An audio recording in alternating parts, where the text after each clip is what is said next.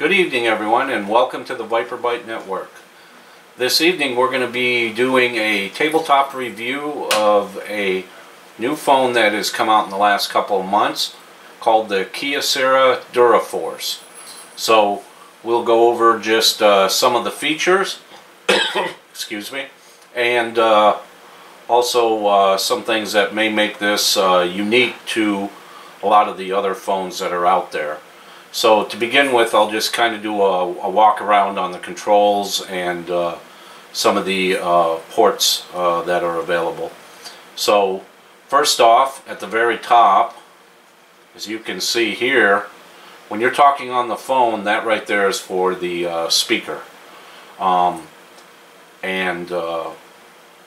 button that I just pushed there, of course, takes it out of sleep mode. Or, of course, if you held it, it would turn it off, or the way you turn it on. On the side, here is the volume control.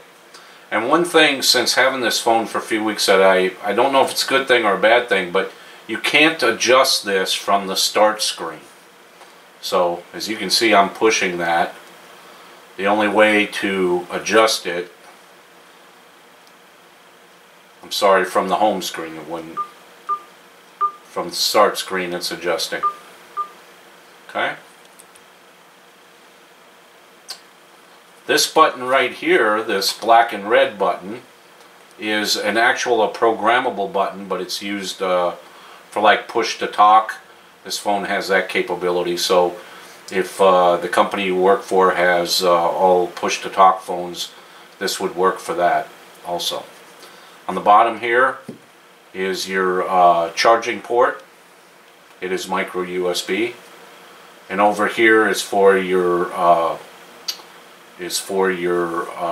any external storage card that you want to put in, but it is also where your SIM card goes. And then at the top here, right in the middle, is another port for your headphone jacks. The back is the external camera, and it does have a flash. And speakers are right down here. Okay. Alright, let's go over just some of the specs on the phone. Sorry, getting a little bit of a cold here.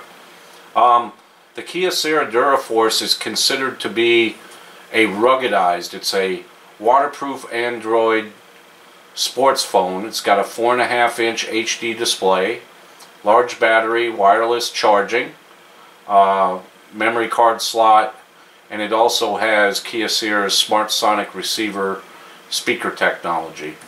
So it has noise canceling software in it, which is really good if you're in a like urban environment where there's a lot of background noise outside, or even construction, where you may have heavy equipment. It is 4G. The weight on it is 7.06 ounces. It's pretty heavy. Its dimensions are 5.39 inches long, so it's a little over 5 3/8. Its width is 2.78 inches, a little bit over 2 3/4 inches, and it is a little over a ½ inch thick at 550 thousandths of an inch. So total talk time is 17 hours max, or 1,020 minutes, and its standby time is 504 hours or 21 days. It does have a pretty beefy battery in it, a 3100 milliamp Li-ion battery, but it is non-removable. So if you ever need to replace the battery on this, you're actually going to have to send it to a repair facility for that. The display, it's a LCD display with a resolution of 720 by 1280 pixels. As I said before, it's 4.5 inch on the diagonal, and its colors are 16.7 million 24-bit. I won't bring a video up on this, but the videos do look really good on this phone. Its operating system uses the Android version 4.4.2, and its processor is a 1.4 gigahertz Qualcomm Snapdragon 400 quad core. It does have 16 gigabyte of internal memory, However, only 12 gigabyte is usable by the user, and it has 2 gigabyte of RAM. Its SIM card is a nano version. Okay. And I know AT&T and Cellular One, I believe, are the two that are currently selling this. I don't know if you can buy it unlocked or not. It does have a flashlight, which most of them Android phones do. It uses the flash as that, so any phone that has a flash, you can either get an app for that or whatever. But I guess one of the important things, the reason I bought it, was that it's considered to be ruggedized, and it's certified to IP68. It's dust and waterproof, and it meets military standard 810G against dust, shock, vibration, temperature, blowing rain, low pressure, high altitude, solar radiation, salt, fog, humidity, and this can be immersed in water to a depth of 6 feet for 30 minutes. Now, of course, you have to make sure that you have closed up these external ports for that, but if you drop this like in some water or something, like if you're camping or if you work outside, or God forbid you drop it in a toilet, you know, you have not trashed your cell phone. You don't have to stick it in a container of rice for a week hoping it takes all the moisture out. So that is an advantage, and it is one of the reasons I bought it, primarily for when Missy and I go camping and hiking and that sort of thing. So let's see. And I said it was Cellular One. It's U.S. Cellular and AT&T are the two that are selling it that I know of right now. It does have adjustable text size, as most smartphones do, and it is hearing aid compatible, which is good.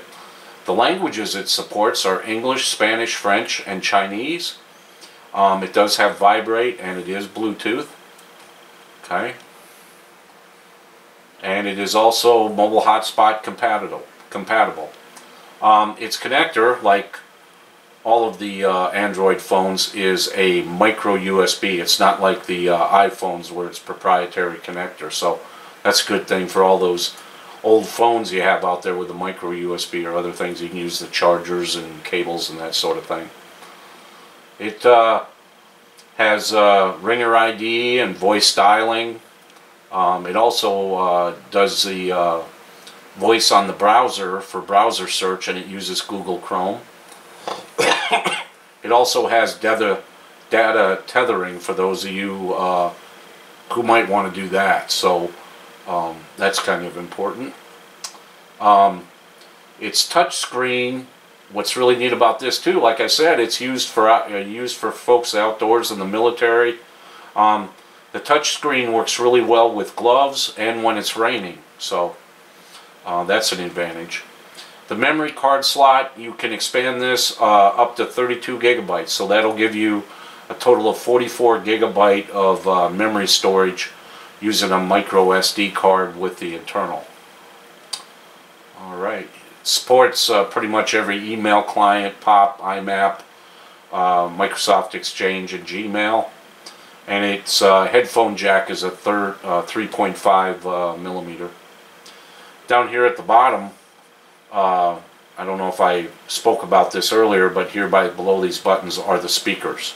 And they are stereo speakers. They don't sound too bad. I mean, they're not Bose, but they do pretty well.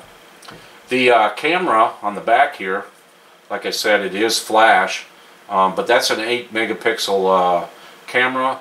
Has autofocus, HDR, it's got smile detection, and something else that's neat, and I can't remember the iPhone having this, was it has panoramic view and night mode, which is kind of nice. Now the front camera is only a 2 megapixel camera, and it looks a little grainy in the dark, but you know, it's only 2 megapixel, but for those of you that are into selfies, that could be an issue. Its video capture is 1080 HD on resolution, and of course it does have speakerphone, and as I said before, on most of the versions it has push to talk, but of course you got to have that enabled. So overall, I've had this for a few weeks. It's a Very sturdy phone. It feels a little heavy. I mean, you know you got a phone in here. I guess what's nice, one of the things I haven't liked is these phones keep getting so big, they're almost becoming like a tablet. And, you know, I wanted a new phone, but I didn't want one so big. And this one feels really good in the hand. I do have quite large hands, but, you know, it feels real good. The back here, it has a little bit of texturing to it, so it's not very slippery, even when wet. And so, you know, it feels real good in the hand. And the fact that it's already ruggedized and shockproof and that sort of thing, you don't really have to get like an OtterBox case for it. In fact, I don't even know if they make them for it, but overall, this has been a real good phone so far, and I'm enjoying it. So if one interests you, I suggest you go check it out. And definitely, if you're an outdoors type person or work in an outdoor environment, this very well might be the phone for you. So thank you for watching. Hope you enjoyed this review of the Kyocera Duraforce. Please subscribe to the ViperBite Network, and we have all kinds of more videos coming out. Missy and I do videos on, we do a lot of camping, so we do videos on our camper. It's a Forest River R-Pod, or we call it our Puppy Pod Diaries. And we also do emergency preparedness and gear on camping gear and guns and all kinds of stuff. So hope you enjoyed it. Take care. Thank you for watching the ViperBite Network.